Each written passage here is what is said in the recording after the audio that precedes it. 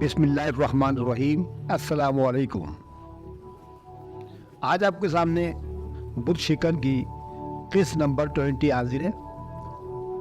آپ اس کو واچ کریں، اس کو سنیں، انشاءاللہ آپ کو لطف آئے گا انشاءاللہ۔ شروع کرتے ہیں۔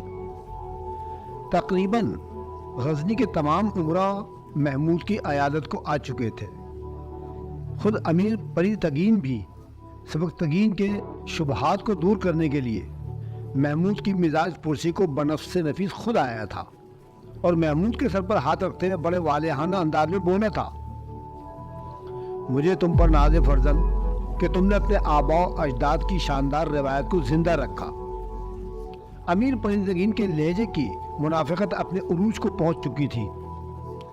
سبکتگین دل ہی دل میں پیچ و تاب کھاتا رہا، مگر پری تگین اسی بے شرمی کے ساتھ کہتا رہا، محمود تم میرا سرمایہ ہو، خدائے عز و جل کا احسان عظیم ہے کہ اس نے میرے سرمایہ کو برباد ہونے سے بچا لیا۔ کاش میں تیرے دشمنوں کو عبرتناک سزا دے سکتا، مگر افسوس ان میں کوئی بھی زندہ نہ رہا۔ امیر محترم محمود معصومیت کے ساتھ مسکرایا، آپ یہاں تشریف لائیں اور انصاف کی بات کی، بس میرے لیے یہی کافی ہے۔ آپ کی حوصلہ افزائی نے مجھے نئی توانائی بخشی ہے۔ انشاءاللہ میں اپنے بزرگوں کو شرمندہ نہیں ہونے دوں گا۔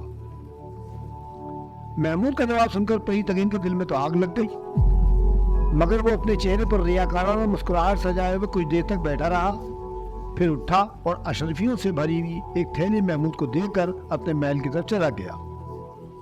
پری تگین کے جاتے ہی سبکتگین محمود سے مخاطب ہوتے ہوئے بولا، بیٹے یہ دنیا بڑی عجیب دنیا ہے، یہاں ہر شخص کی زبان پر کچھ اور ہوتا ہے مگر دل میں کچھ اور۔ اس زمین پر خال خال ہی ایسے لوگ نظر آتے ہیں جن کے قول و افعال میں یکسانیت ہوتی ہے۔ اس لیے میں تمہیں ہدایت دیتا ہوں کہ کسی انسان سے بدگمان بھی نہ ہونا، مگر کسی انسان پر اندھا اعتبار بھی نہ کرنا۔ ابھی محمود اپنے باپ کی ہدایت پر غور ہی کر رہا تھا کہ کنیز نے کمرے میں داخل ہو کر کہا، وزیر مملکت اسد شیرازی کی چھوٹی بیٹی نگار خانم صاحبزادے کی عیادت کے لیے تشریف لائی ہیں۔ نگار خانم کا نام سن کر سبکتگین چونکا، پھر اس نے فوراً ہی محمود کے چہرے کی طرف دیکھا جہاں چند لمحوں کے لیے ایک عجیب سا رنگ نمایاں ہو گیا تھا۔ سبکتگین اپنی جگہ سے اٹھا اور دروازے کی طرف بڑھا۔ اسی دوران نگار خانم کمرے میں داخل ہو چکی تھی۔ سبکتگین نے اس کے چہرے کو بھی غور سے دیکھا اور حیرت زدہ رہ گیا۔ نگار خانم کا چہرہ بھی کوئی اور ہی افسانے سنا رہا تھا۔ سبکتگین کے ذہن میں آندھیاں سی چلنے لگی اور اسے اپنی نوجوانی کا وہ زمانہ یاد آ گیا جب اسد شیرازی کی بڑی بیٹی ارمغانہ اس کے پیچھے دیوانہ وار پھیرا کرتی تھی۔ سبکتگین ایک لمحے کے لیے رکا اور پھر تیزی سے باہر نکل گیا۔ نگار خانم جھکی ہوئی نظروں کے ساتھ آہستہ آہستہ چلتی ہوئی محمود کے بستر کے قریب پہنچی۔ محمود نے غور سے نگار خانم کی طرف دیکھا۔ اس کے جسم میں ہلکی سی لرزش تھی اور چہرے پر جگہ جگہ پسینے کے قطرے نمایاں تھے۔ آپ کیسے ہیں؟ نگار خانم کی مترنم آواز اس طرح ابھری جیسے کسی مضربہ کی مخروطی انگلیوں نے بہت آہستہ سے رباب کے تاروں کو چھیڑ دیا ہو۔ اللہ کا شکر ہے، محمود نے کسی جذباتی تاثر کے بغیر کہا، دشمن اپنے منصوبے میں ناکام ہو گئے۔ اللہ آئندہ بھی آپ کے دشمنوں کو اسی طرح مغلوب کرے۔ نگار خانم نے ایک لمحے کے لیے نظریں اٹھا کر محمود کی طرف دیکھا، پھر فوراً ہی بارے حیا سے اس کی پلکیں جھک گئیں۔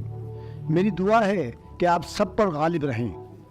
نگار خانم کی نگاہیں کمرے کے فرش پر جمی ہوئی تھی۔ آپ کے تمام زخم میرے بدن پر اور آپ کی ساری بلائیں میرے سر پر۔ یہ کہہ کر نگار خانم تیزی سے مڑی اور کمرے سے باہر نکل گئی۔ محمود سوچتا ہی نہیں گیا کہ اب تک اس کے کسی عزیز یا ساتھی نے اس انداز میں اپنے جذبات کا اظہار نہیں کیا تھا۔ محمود کو پہلی بار احساس ہوا کہ ابھی کچھ دیر پہلے غزنی کی حسین ترین دوشیزہ اس کی عیادت کے لیے آئی تھی۔ کچھ دن بعد محمود نے غسل صحت کیا۔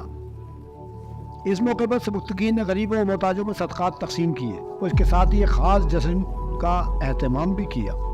اس جشن میں سلطنت غزنی کے تمام امیروں اور سرداروں کو مدعو کیا گیا۔ امیر پری تگین اور اسد شیرازی نے بڑے منافقانہ انداز میں سبکتگین کو اس کے بیٹے کی صحتیابی پر مبارکبادیں پیش کی۔ ریاکاری کے اس مظاہرے کو دیکھ کر سبکتگین کے دل و دماغ میں طوفان سے اڑ رہے تھے، مگر اس نے ان دونوں کا شکریہ ادا کیا اور پوری تقریب کے دوران اپنے ہونٹوں پر مصنوعی مسکراہٹ سجائے رہا۔ اس وقت نگار خانہ بہت خوش نظر آ رہی تھی۔ جب محمود کو نظر اتارنے کے لیے حرم سرا میں بلایا گیا تو سب سے پہلے نگار خانم نے آگے بڑھ کر اپنے والہانہ انداز میں محمود کو اس جشن شہد پر مبارکباد پیش کی۔ جواب میں محمود نے بھی خاص انداز سے نگار خانم کا شکریہ ادا کیا۔ اس وقت غزنی کی ملکہ کی حیثیت سے ارمغانہ شیرازی بھی تقریب میں موجود تھی۔ اس نے اپنی چھوٹی بہن کی اس حرکت کو بہت حیرت اور غور سے دیکھا۔ پھر ارمغانہ کے ذہن میں گرد و غبار کے بگولے سے اٹھنے لگے۔ اسی رات ارمغانہ اپنے باپ اسد شیرازی سے ملی اور پورا واقعہ بیان کرتے ہوئے بولی، بابا جان، میں نگار کی اس حرکت کو برداشت نہیں کروں گی۔ اسد شیرازی بہت دیر تک خاموش بیٹھا رہا۔ اس کے چہرے پر مختلف رنگ ابھر کر ڈوب رہے تھے۔ پھر وہ آہستہ آہستہ کہنے لگا، آخر کیوں؟ اس لیے کہ میں غزنی کی ملکہ ہوں اور نگار خانم میری چھوٹی بہن ہے۔ اس حوالے سے مجھے یہ بات قطعاً پسند نہیں کہ میرے خون میں غلام زادی کی محبت موزن ہو۔ ارمغانہ کے ہونٹوں سے نفرت کی چنگاریاں برس رہی تھیں۔ اسد شیرازی بڑی خباثت کے ساتھ مسکرایا، میری جذباتی بیٹی، مملکت غزنی کی مغرور ملکہ، تم یہ بات بھول گئی کہ محمود اسی غلام کا بیٹا ہے جس کی محبت میں تم خود بھی گرفتار ہو چکی ہو۔ میری محبت تو آپ کے منصوبے کا ایک حصہ تھی نا، ارمغانہ نے انتہائی تیز لہجے میں کہا۔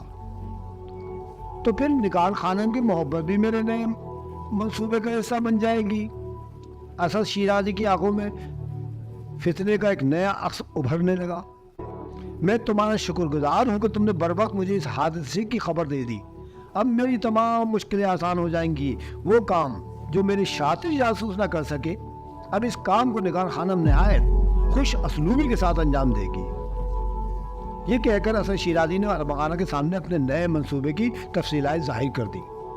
وہ منصوبہ جس نے کچھ دیر پہلے اس کے تخریب کار ذہن میں جنم لیا تھا۔ بابا جان، ارمغانہ کے ہونٹوں سے پرمسرت آواز ہو رہی، بے شک آپ بہت دور کی سوچتے ہیں۔ آرامن ہمیشہ آپ کا سایہ ہمارے سروں پر قائم و دائم رکھے۔ سبکتگین کو شکار کا بہت شوق تھا۔ محمود کے صحتیاب ہوتے ہوئے وہ ایک دن شکار کے لیے نکل کھڑا ہوا۔ سبکتگین کا نائب اعتماد الدین اکثر اس کے ساتھ شکار کھیلتا تھا۔ اس بار بھی اس نے اعتماد الدین اور چند سپاہیوں کو لے کر جنگل کا رخ کیا۔ جب سبکتگین جنگل کے ایک تاریک حصے میں داخل ہوا تو یکا یک تمام سپاہیوں نے اسے اپنے نرغے میں لے لیا اور نائب سپہ سالار اعتماد الدین نے چیخ کر کہا، سردار، آپ کی سالاری کے دن ختم۔ بہتر یہ ہے کہ آپ خاموشی کے ساتھ اپنے آپ کو گرفتاری کے لیے پیش کر دیں، ورنہ کچھ دیر بعد آپ کی لاش جنگلی درندوں کی خوراک بن جائے گی۔ سبکتگین نے بڑے کرب کے عالم میں اپنے نائب کی طرف دیکھا اور بولا، آخر تم نے ایسا کیوں کیا اعتماد الدین؟ میں تو تجھ پر اپنے بیٹے کی طرح اعتماد کرتا ہوں، پھر میری پشت میں خنجر اتارنے کی یہ سازش کیوں کی؟ کیا میری عنایات اور نوازشات کا یہی صلہ ہے؟ سردار، آپ بہت خود غرض انسان ہیں، اعتماد الدین نے انتہائی سنگ دلانہ لہجے میں کہا۔ آپ کی کم نظری نے کبھی میری آنکھوں کی طرف نہیں دیکھا، جہاں بہت دنوں سے کچھ خواب کروٹیں لے رہے ہیں۔ میں بھی ایک باصلاحیت سپاہی ہوں اور میرا بھی حق ہے کہ میں غزنی کی افواج کا سالار بن جاؤں اور تمام دنیا کو بتاؤں کہ فتوحات کیسے حاصل کی جاتی ہیں۔ اگر آپ رضاکارانہ طور پر میرے لیے جگہ خالی کر دیتے تو یہ برا وقت کبھی نہ آتا، لیکن چونکہ آپ ایک حریص انسان ہیں اور ہر حال میں اقتدار سے چمٹے رہنا چاہتے ہیں، اس لیے میں نے مجبوراً بغاوت کا یہ راستہ اختیار کیا۔ اب بہتر یہی ہے کہ آپ رضا و رغبت سے زنجیریں پہن لیں اور اپنی زندگی کے باقی دن کسی تاریک زندہ میں گزار دیں۔ اگر آپ کو کسی وجہ سے مجہول زندگی پسند نہیں ہے تو پھر سمجھ لیں کہ آپ کی سانسوں کا شمار ختم ہو چکا ہے۔ سبکتگین نے اپنے غدار نائب کی طرف دیکھا۔ نہیں اعتماد الدین، میں زنجیریں تو نہیں پہنوں گا۔ یہ کہہ کر سبکتگین نے اپنے گھوڑے کو ایڑ دی اور باقی سپاہیوں کے حصار کو توڑتا ہوا باہر نکل گیا۔ इस कश्मकश में सबुक्तगीन के जिस्म पर कई गहरे जख्म भी आए, मगर वो गद्दारों के नगे से निकलने में कामयाब हो गया। इसका ताक़ुब करो, एतमादुद्दीन ने चीख कर अपने सिपाहियों को हुक्म दिया। इस दौरान सबुक्तगीन अपनी तलवार खींच चुका था। वो कुछ दूर जाकर पलटा और बुलंद आवाज में बोला, एतमादुद्दीन, मैंने फरार होना नहीं सीखा। आज तू मेरे पैरों में आहीनी बेड़ियां डालेगा या फिर मैं तुझे सर से पांव तक खूनी कफन पहनाऊंगा। अब देखना यह है कि खुदा किसको इसके इरादों में कामयाब करता है। एतमादुद्दीन के 30 सिपाही बैक वक्त सबुक्तगीन पर टूट पड़े और सालाना गजनी की शमशीर बर्क की माने चमक रही थी। अभी साजिश के इस खूनी खेल को जारी हुए कुछ देर ही गुजरी थी कि नायब सूबे सालार एतमादुद्दीन को अपने अक़ब में दौड़ते हुए घोड़े की आवाजें सुनाई दी। एतमादुद्दीन और उसके साथी फौजियों ने घबरा गए इधर उधर देखा। ये कौन लोग हैं? एतमादुद्दीन ने खौफजदा लहजे में अपने सिपाहियों से पूछा। हमें कुछ पता नहीं सरदार। सिपाहियों पर भी हैरत सी तारी थी। मैं आ रहा हूँ बाबा, यह का यक एक तेज आवाज हुई। सबुक्तगीन ने पहचान लिया कि ये इसके बेटे महमूद की आवाज थी। बेखतर चले आओ फदन। जवाब में सबुक्तगीन ने चीख कर कहा, गद्दारों के दिल बहुत छोटे होते हैं, वो तुम्हारा मुकाबला नहीं कर सकते। अभी जंगल में सबुक्तगीन की आवाज की गूंज बाकी थी कि महमूद अपने 50 सिपाहियों के साथ नमूदार हुआ और फिर हर तरफ मौत का रक्स शुरू हो गया। फिर जब यह मौत का रक्स खत्म हुआ तो एतमादुद्दीन के तमाम सिपाही हलाक हो चुके थे और गजनी का नाइब सूबे सालार इंतहाई शकिस्ता हालत में जमीन पर पड़ा हुआ था। सबुक्तगीन एतमादुद्दीन को देखकर मुस्कुराया और बोला, एतमादुद्दीन, आज मैंने सुअरों से भी ज्यादा नापाक जानवरों का शिकार किया है। तुम सब जानवर ही तो हो कि अपने मोहसिनों से गद्दारी करते हो, बल्कि जानवरों से भी बदतर हो कि बहुत से जानवर अपने आकाओं के एहसान का कर्ज उतारने के लिए अपनी जानें तक दे देते हैं। एतमादुद्दीन जख्मों से चूर था और फरियादी लहजे में अपने गुनाह की माफी मांग रहा था। सरदार में मजबूर था। अगर ऐसा न करता तो अमीर परी तगीन का जहर आलू खंजर मेरी शहरा काट देता। सबुक्तगीन ने हैरत से अपने नायब की तरफ देखा और फिर आगे बढ़कर महमूद को गले से लगा लिया। फर्जन, तुम यहाँ कैसे पहुंचे? सबुक्तगीन ने पूछा। हरम सर की बगावत के बाद मेरा जहन मुख्तलिफ अंदेशों से भर गया है। महमूद बाप के सीने पर सर रखे हुए कह रहा था, अब मैं अपने साय से भी होशियार रहता हूँ। यही वजह थी कि जब आप शिकार के लिए रवाना हुए तो मुझे वसवसों ने घेर लिया और फिर मैं भी अपने सिपाहियों के हमरा महल से निकल खड़ा हुआ। इसके बाद मैंने मखसूस फासले के साथ आपका ताक़ुब जारी रखा। फिर मेरी आंखों ने वो मंजर देख लिया कि लोग किस तरह अपने मोहसिनों के एतमाद का खून करते हैं। मुझे आप तक पहुँचने में देर हो गई बाबा। महमूद ने सर उठाया और बाप के जख्मों को छूते हुए कहा, ये सब कुछ मेरी कोताही के सबब हुआ है बाबा, मैं आपसे बहुत शर्मिंदा हूँ। नहीं फर्जन, सबुक्तगीन ने दोनों हाथों के दरमियान महमूद का चेहरा लेते हुए कहा, तुमने 2 बार मुझ पर कुर्बान होने की कोशिश की है। अब फर्ज शनासी की इससे बेहतर मिसाल और क्या होगी। काश कभी यूं हो कि तुम्हारा बाप भी तुम पर कुर्बान हो जाए। बाबा, महमूद ने शिकायत के लहजे में कहा। इसकी आवाज़ से शदीद इज़्ज़त का इज़हार हो रहा था।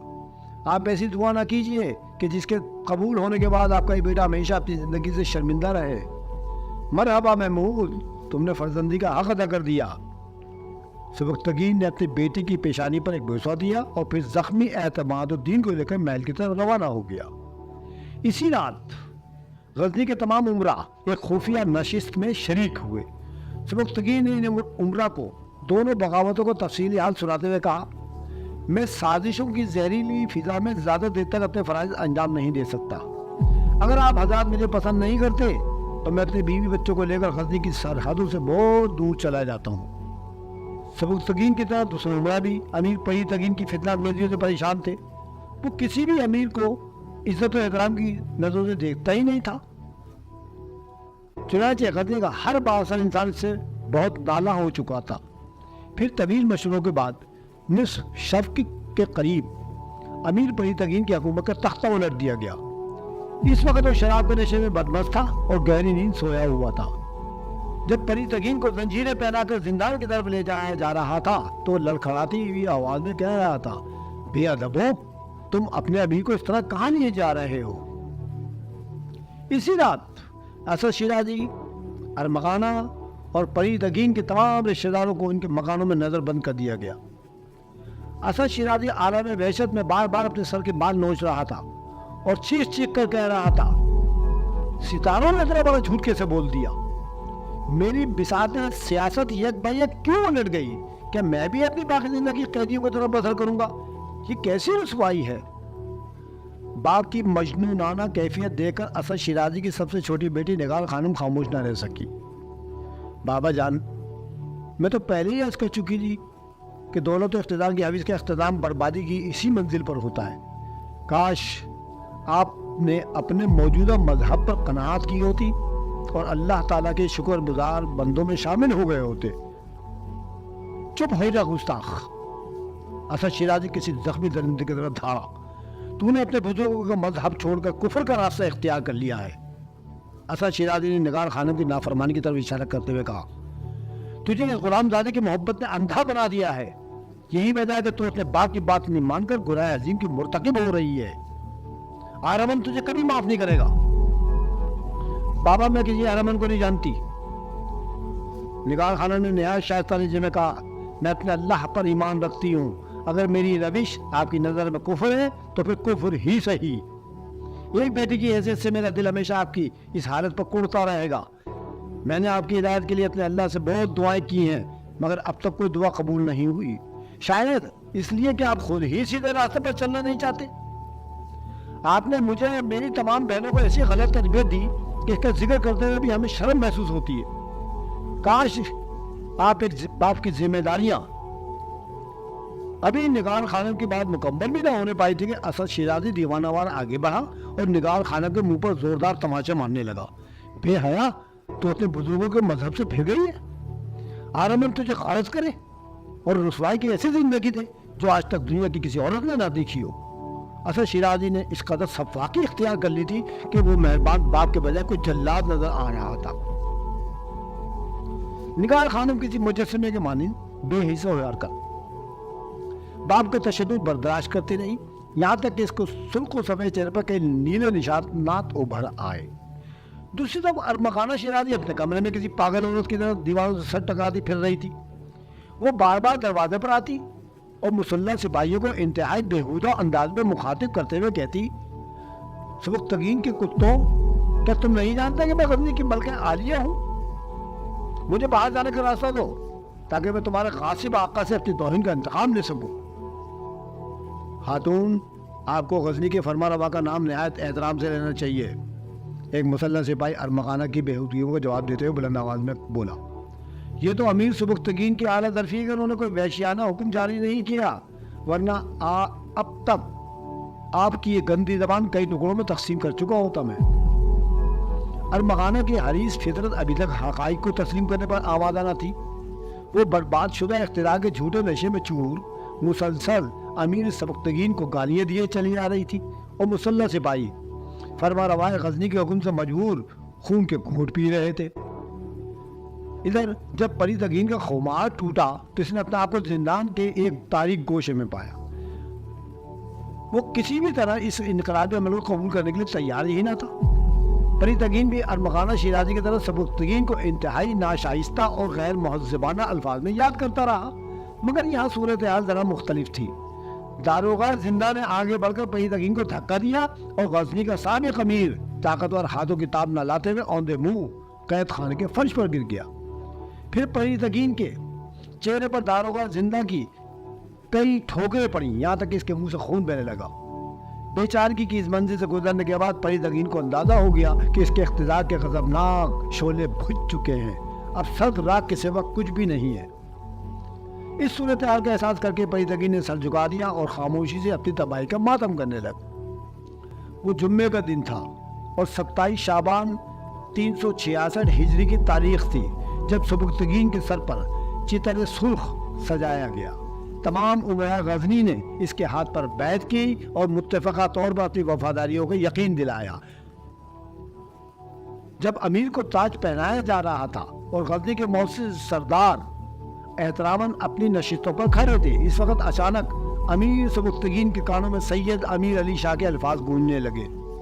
اپنے اندر اور باہر کے بتوں کو توڑ دے، پھر اللہ تیرے پیروں میں پڑی ہوئی غلامی کی زنجیریں کاٹ دے گا۔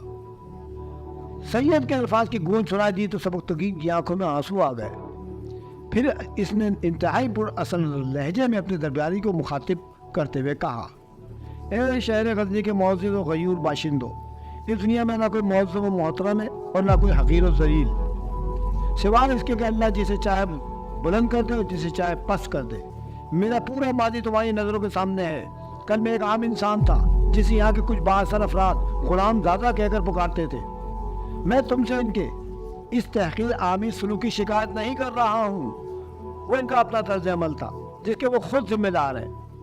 میں اپنی طرف سے ان لوگوں کو معاف کرتا ہوں جن کی تہمتوں کے نشتروں کی خلش مجھے آج بھی اپنے دل کے قریب محسوس ہوتی ہے۔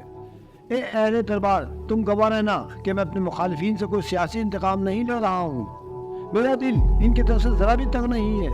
اگر وہ اس مملکت اسلامی کی تعمیر و ترقی میں میرا ہاتھ بٹائیں گے تو میں ان سے جھک کر ملوں گا اور انہیں اپنے سر پر بٹھاؤں گا۔ سبکتگین کی پرجلال اور باوقار آواز اس طرح گونج رہی تھی کہ پورے دربار پر سناٹا چھایا ہوا تھا۔ وہ پھر بولا، اور اگر کسی نے مجھ سے ذاتی دشمنی کا سلسلہ جاری رکھتے ہوئے قانون شکنی کی کوشش کی تو وہ شخص مجھے اپنا بدترین دشمن پائے گا۔ میں غزنی کے تمام لوگوں کو عزت و آبرو اور خوشحالی کی زندگی دینا چاہتا ہوں۔ عدل و انصاف میری بنیادی ترجیحات میں شامل ہیں کہ اس کے بغیر کوئی گوشہ زمین شاد و آباد نہیں رہ سکتا۔ سبکتگین کی تقریر جب ختم ہوئی تو دربار مبارکبادوں کے شور سے گونجنے لگا۔ اس کے بعد سبکتگین اپنے بیٹے محمود اور چند معتمد سرداروں کے امرس قید خانے کی طرف روانہ ہوا جہاں نظام شاہ گزشتہ 10 سال سے اسیری کی زندگی گزار رہے تھے۔ سبکتگین نے اپنے ہاتھوں سے آئینی دروازے کا قفل کھولا اور دبے پاؤں اندر داخل ہوا۔ نظام شاہ اس پہ عادت گھٹنوں میں سر دیے بیٹھے تھے۔ سبکتگین پنجوں کے بل چلتا ہوا قریب پہنچا اور بہت آہستہ سے بولا، شیخ، یہ میں آپ کا ادنا ترین نیاز مند غلام سبکتگین۔ ایک مرد قلندر کے جلال سے والی غزنی کی آواز میں ہلکا سا ارتعاش پیدا ہو گیا تھا۔ خدا حافظ۔